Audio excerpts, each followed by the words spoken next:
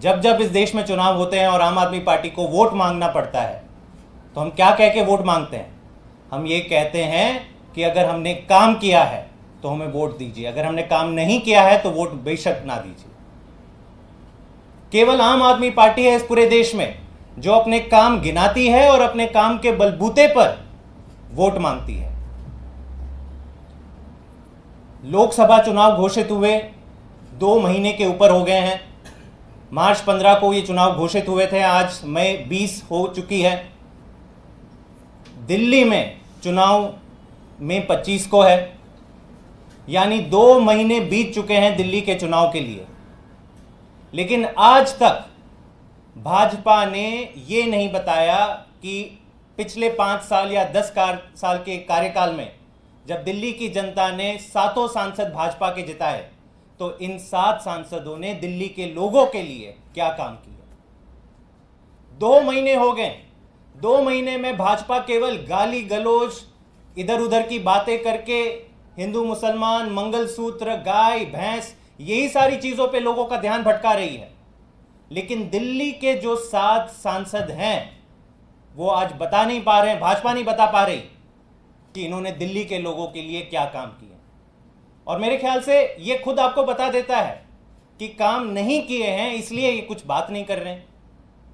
काम नहीं किए हैं इसलिए इन्होंने 7 में से 6 सांसद बदल दिए। और बताएंगे भी तो क्या बताएंगे? आप खुद सोचिए, क्या दिल्ली के लोग बता सकते हैं? उनको ध्यान में है कि एक भी सरकारी स्कूल हो जो भाजपा के सांसदों ने बनाया? उनके पास भी बहुत पैसा आता है सरकार के बजट का। एक भी मोहल्ला क्लिनिक बनाया? एक भी अस्पताल बनाया? एक भी काम गिनाने में पूरी तरह से असफल रही है भाजपा दिल्ली के लोगों के लिए। दूसरी तरफ जो केंद्र सरकार की दिल्ली के प्रति सबसे बड़ी जिम्मेदारी है लॉ एंड ऑर्डर की, दिल्ली पुलिस की जिम्मेदारी है, तो उसका भी आकलन कर लीजिए। आज दिल्ली के किसी भी आप कोने में चले जाइए तो दिल्ली के लोगों का यही रोना है कि दिल्ली में बेलगाम कानून बढ़ते जा जुल्म बढ़ते जा रहा है। मर्डर्स के वारदात हो रहे हैं, चोरी चकारी के वारदात हो रहे हैं। ये सब जानते हैं कि दिल्ली देश का क्राइम कैपिटल बन गया है। इसके ऊपर भाजपा चुप है, भाजपा के सारे सांसद चुप हैं। ऐसे सांसद भाजपा ने दिल्ली वालों को दिए हैं जिन्होंने दिल्ली के लिए कोई काम नहीं किया। आप सबको याद है, आप सबको पता होगा कि एक स्कीम होती है MP LAD scheme, member of parliament local area development scheme. इस स्कीम के तहत हर साल हर लोकसभा सांसद को कई करोड़ों रुपए मिलते हैं दिल्ली के लोगों पर खर्च करने के लिए। ये उनका पैसा नहीं है, ये कोई उपकार नहीं कर रही है, ये दिल्ली के लोगों का हक है। दिल्ली के लोगों का हक है कि उनके चुने हुए एमपी उनकी छोटी छोटी समस्याओं का हल करने के लिए जो बजट लगाना चाहें वो लगा सकते हैं। इसे चाहे तो वो स्कूल बना लें, क्लिनिक बना लें, रोड्स बनवा लें, सड़क नालियां बना लें। तो ये आंकड़ा पिछले 5 सालों का मैं आपके समक्ष रखना चाहता हूं। कुल 7 सांसद को 124 करोड़ आवंटित हुआ था। पिछले 5 साल का ब्यौरा मैं आपके सामने रख रहा हूं। 2019 से 2024 के बीच में भाजपा के 7 लोकसभा सांसद, दिल्ली के 7 लोकसभा सांसद को कुल 124 करोड़ रुपया सैंक्शन हुआ था एमपी लैड स्कीम के तहत। अब ये सुन लीजिए कि इस 124 करोड़ में से इन्होंने कितना पैसा खर्च किया। इन्होंने कुल खर्च किया, जो कुल खर्च नहीं किया मैं ये बता देता हूं, 81 करोड़। 124 करोड़ में से 81 करोड़ भाजपा के सांसदों ने खर्च ही नहीं किया।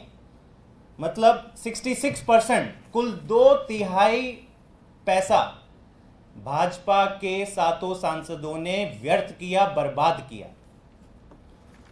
और इसमें सब 7 सांसद शामिल हैं। किसी एक का ट्रैक रिकॉर्ड अच्छा है वो वैसा भी नहीं है। डॉक्टर हर्षवर्धन थे चांदनी चौक से सांसद, 22 करोड़ का उनका एंटाइटलमेंट था, उनका बजट था पिछले 5 सालों में। लोगों की समस्या पर खर्च करने के लिए कितना खर्च किया? उन्होंने किया केवल 7.5 करोड़। गौतम गंभीर जी थे ईस्ट दिल्ली के सांसद, उनका एंटाइटलमेंट था, उनका बजट था 17 करोड़, 17 करोड़। कितना खर्च किया? केवल और केवल 7 करोड़। मनोज तिवारी, जिनको वापस टिकट दिया भाजपा ने, पता नहीं क्या खूबी देख के टिकट वापस दिया, उनको भी 17 करोड़ मिला था। कितना बजट खर्च किया लोगों के ऊपर? केवल और केवल 7 करोड़। प्रवेश साहिब सिंह वर्मा, वेस्ट दिल्ली, 17 करोड़ बजट, खर्च किया 5 करोड़, 17 में से केवल 5 करोड़। राजहंस, नॉर्थ वेस्ट दिल्ली के जो सांसद थे, उनको भी 17 करोड़ मिला, 5 करोड़ खर्च किया। रमेश बिधूड़ी साउथ दिल्ली से सांसद थे, 17 करोड़ दिया, 7 करोड़ खर्च किया।